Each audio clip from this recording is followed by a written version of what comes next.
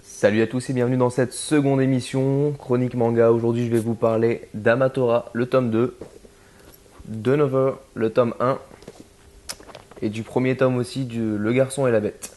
On va d'ailleurs commencer tout de suite par celui-ci. Alors Le Garçon et la Bête, c'est un film qui est aussi disponible en ce moment d'ailleurs dans les cinémas. Un film d'animation que moi j'attendais beaucoup. Du coup j'ai craqué pour ce manga. C'est l'histoire de Ren, un garçon de 9 ans qui malheureusement devient orphelin et qui décide de devenir un peu un vagabond parce qu'il en a un peu, il a plus foi en l'humanité, il a plus foi en l'être humain. Il va justement faire la rencontre de Kumatetsu, donc qui est justement ce petit ours, enfin petit, qui est déjà une belle bête. Il va d'ailleurs se rendre du coup dans un monde parallèle qui lui est rempli de monstres divers en tout genre, il y a un peu de tout. Kumatetsu lui cherche un disciple, du coup ça tombe absolument bien, il va prendre un humain en disciple. C'est un manga qui est vraiment super beau, graphiquement moi j'adore. Il y a pas mal d'humour, il y a un peu d'action, il y a vraiment tout ce qu'il faut. Alors faut pas s'attendre à du sang et voilà, et des coups de sable dans tous les sens. Par contre je pense que l'histoire va être vraiment intéressante. Le coup de dessin, le coup de crayon est vraiment très très bon. D'ailleurs c'est le premier tome de ce Renji Asai. Donc félicitations à lui parce que c'est vraiment très très cool. C'est un manga disponible en 4 tomes. Et du coup moi je vous conseille vraiment de craquer. On va enchaîner avec Another, donc, qui est un manga disponible chez Pika Edition, lui aussi en 4 tomes. Alors là, c'est pas du tout le même délire, hein, franchement, pas du tout. L'histoire est d'ailleurs beaucoup plus compliquée, même à expliquer d'ailleurs, donc ça va être un peu flou, croyez-moi, attachez-vous.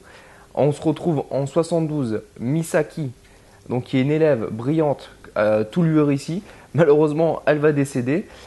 Ses camarades vont continuer à croire qu'elle est vivante, donc faire comme si elle était là, lui laisser la même place à son bureau, etc. pendant tout le long de l'année. À la fin de l'année, dans la photo de classe, elle va apparaître. Assez space, hein, on est d'accord. Voilà, ça c'est l'histoire de base. On se retrouve après, 26 ans après, il y a Koichi, donc qui est un étudiant qui vient de Tokyo, mais qui revient dans cette petite ville, qui arrive du coup dans la même classe que cette fameuse Misaki disparue 26 ans plus tôt. Il comprend tout de suite qu'il y a une atmosphère un peu pesante, qu'il y a des problèmes dans cette classe et qu'il y a quelque chose d'étrange qui s'y mijote. Il va rencontrer une fille justement qui s'appelle Misaki et va comprendre que elle est le lien entre ce qui s'est passé avant et ce qui se passera certainement plus tard. Alors le premier tome est vraiment intéressant, mais j'ai trouvé ça très complexe, quoi, très dur à comprendre. Il faut le lire plusieurs fois pour vraiment comprendre la situation. Euh, ouais, pourquoi pas, pourquoi pas. On enchaîne avec Amatora. Donc Amatora, lui, par contre, c'est aussi le second tome. C'est un manga disponible aussi en 4 volumes chez Kurokawa. Alors c'est par le même auteur que Bloodlad. C'est une série que je vous avais conseillé aussi sur le blog. Moi, c'est une série que j'adore. Le coup de crayon est génial. Je suis complètement fan de cet auteur, vraiment. Amatora, que dire? Alors l'histoire est plutôt simple de ce côté-là. Alors c'est une institut, dans une institut qui essaye d'avoir des élèves les plus brillants, des élèves qui ont chacun un pouvoir totalement différent. On découvre donc Nice qui est le personnage principal de ce manga, un ancien élève de l'institut qui l'a quitté, on comprendra rapidement pourquoi il l'a quitté. Il devient détective, il est secondé par Hajime, donc un second personnage un peu énigmatique pour l'instant, on ne connaît pas trop son pouvoir, même si on sent que c'est relié à la bouffe, vous comprendrez pourquoi.